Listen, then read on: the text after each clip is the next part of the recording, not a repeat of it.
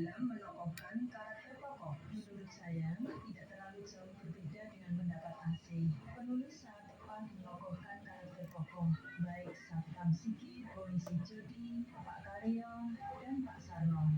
Artinya, memang seperti itulah seharusnya perilaku seorang satpam, polisi, atau orang yang memiliki karakter pencuri.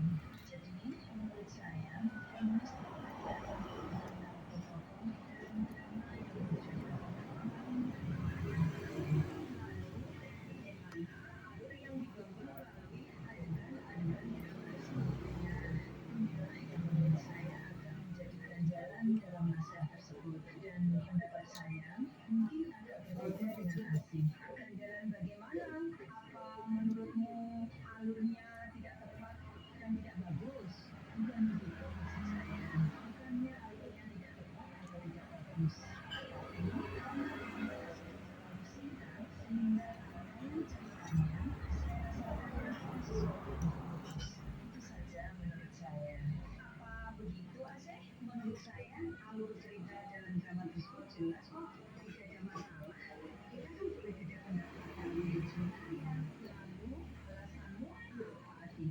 Rangkaian ceritanya logis, tidak menyimpang dari cerita yang dibangun. Jadi, menurut saya, alurnya tidak masalah. Menurut saya, dengan alur yang logis, suasananya juga dalam drama tersebut aman dan sesuai tema dan judul drama.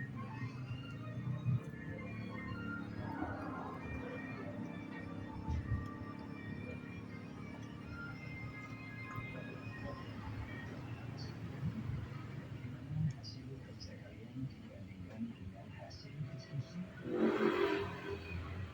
Hasil kerja dan pendapat kalian tidak terlalu jauh berbeda. Jika ada perbedaan, itulah dinamika kehidupan yang memang sering demikian adanya. Namun, perbedaan itu harus kita sikapi dengan kritis, dewasa, dan intelektual. Menyelesaikan sebuah konflik itu harus dengan tegas.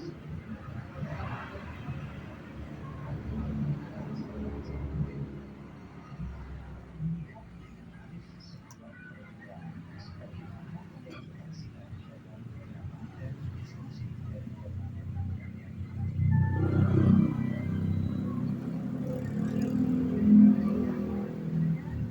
yang perlu kalian diskusikan dengan teman-teman kalian di sekolah. Satu, bagaimana kemampuan penulis dalam membangun konflik. Dua, nilai-nilai